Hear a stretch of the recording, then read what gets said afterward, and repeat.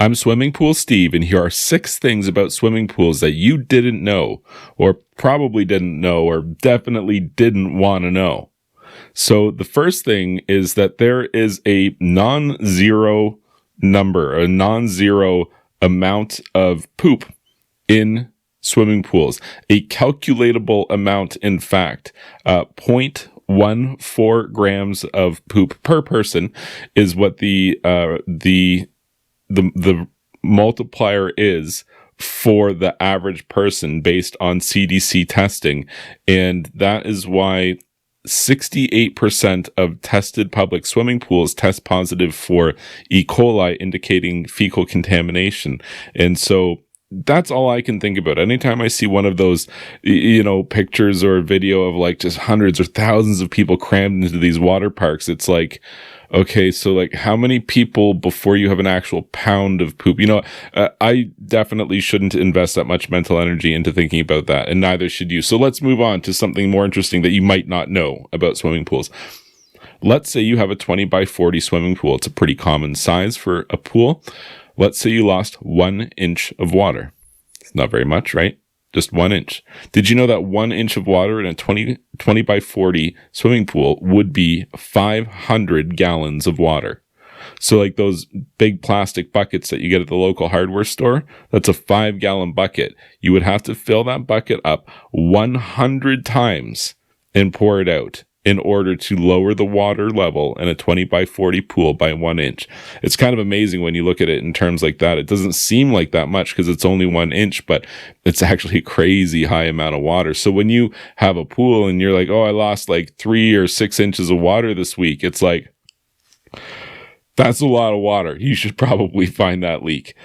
So let's talk about something else that you might not know about swimming pools. And I guess to be fair, warning, this one is a little bit graphic. So, I mean, plug your ears if you're sensitive or, worried about sensitive content, especially when you're talking about swimming pool drains, suction outlets, and entrapment hazards.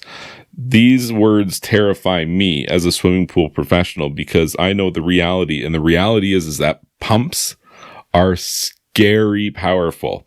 And I think a lot of people have fears of swimming pool drains. Whenever I post something online about swimming pool drains, I always get people commenting about how they have lifelong fears of drains, and probably it's well-founded. I mean, they're supposed to be designed in a safe way, but you can't tell when you're swimming by one. So the idea is you're just supposed to avoid them in general. But the reality is that it used to be every single pump that I would buy for literally decades would come with a yellow card attached to it with wire that you would have to cut off, thereby proving that you saw this card.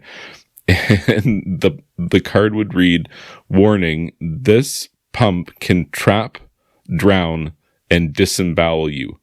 And those were the actual words used. And I don't know about you, but the point at which the terminology includes the word disembowel, I'm definitely inclined to think this is pretty dangerous, something that definitely needs to be respected, and something that the average person doesn't understand.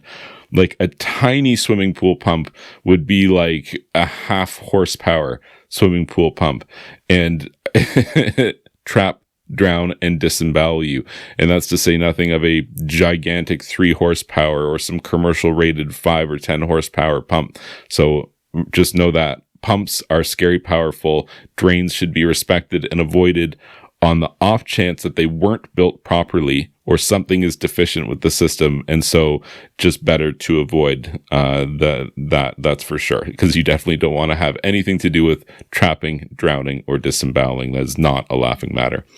Let's talk about just anything else. Chlorine. Chlorine is something that swimming pools have. Let's talk about chlorine. Chlorine has 4 interesting features that make it the reason that we use it. Like, we didn't just pick chlorine randomly. There is a reason why, 4 reasons why, in fact, that we use chlorine. It has 4 distinct properties. 1, it is a chemical oxidizer. 2, it is a chemical sanitizer. 3, it is an algicide. Already, these are 3 really, really important things that swimming pools need, and potentially 3 different chemicals you'd have to use to get them, but instead we have 1. But there is a magical 4th thing, the thing which really differentiates chlorine from a lot of other alternative methods of maintaining safe swimming pool water that can meet those first three criteria, or at least two of those three criteria, pretty readily. But this last one, the ability to hold a residual value in the water, kind of sets chlorine apart as the chemical sanitizer of choice, because let's say a UV lamp, a germicidal UV lamp can do an awful lot to clean water and make water safe, but it doesn't work until water passes in front of that germicidal UV lamp. So if you and I are swimming in this pool together and you cough your black death all over me, well, there's nothing to protect me in the water from you, and that's not cool, you jerk. So yeah, sorry, I didn't mean to get so serious there, but I mean, I don't want to get sick and you have the plague, and that's pretty serious. And I wish that there was some chlorine chemical sanitizer readily available in the water waiting to pick up those nasties and deal with them. And that residual, the ability to hold the residual in the water, is the defining feature that makes chlorine so useful in swimming pools. That combined with those other three things that I was saying, that's pretty interesting, definitely. And I didn't use the word disembowel once, except for right there. So moving along to brain parasites. Unfortunately, this is true. Brain parasites are something that you can actually get from poorly treated swimming pool water, as well as flesh-eating bacteria and pink eye, stink eye, think eye. You can get all sorts of terrible, nasty stuff from swimming pools. And that's why it's so important to properly chemical manage your water.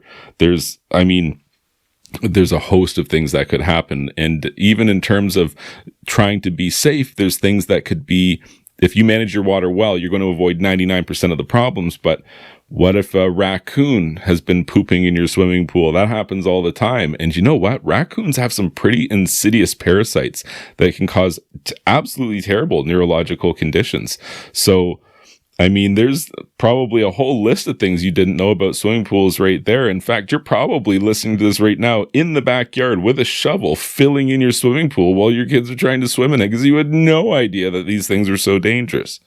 But they're really not. They're just something that needs to be respected as something that can be dangerous. But more so than that, they're the most rewarding luxury item that you'll ever purchase in your life, something that can bring your family together, develop memories, and something that will, instead of, as your family grows up, everyone kind of, drifts further from home, especially during the teenage years. You could hardly see your kids. When you have a swimming pool, you become the destination point that people want to go. You want to hang out in the swimming pool. You've got this huge attractant. And not to mention that, it's just something that brings the family together in a way that you can be around each other when you don't have your face buried into a smartphone. So I know I said a lot of stuff that, is a little bit scary about swimming pools, and all of it's definitely true. The reality is that a swimming pool is probably one of the most rewarding purchases that you could ever make. And I've devoted my entire life to building swimming pools.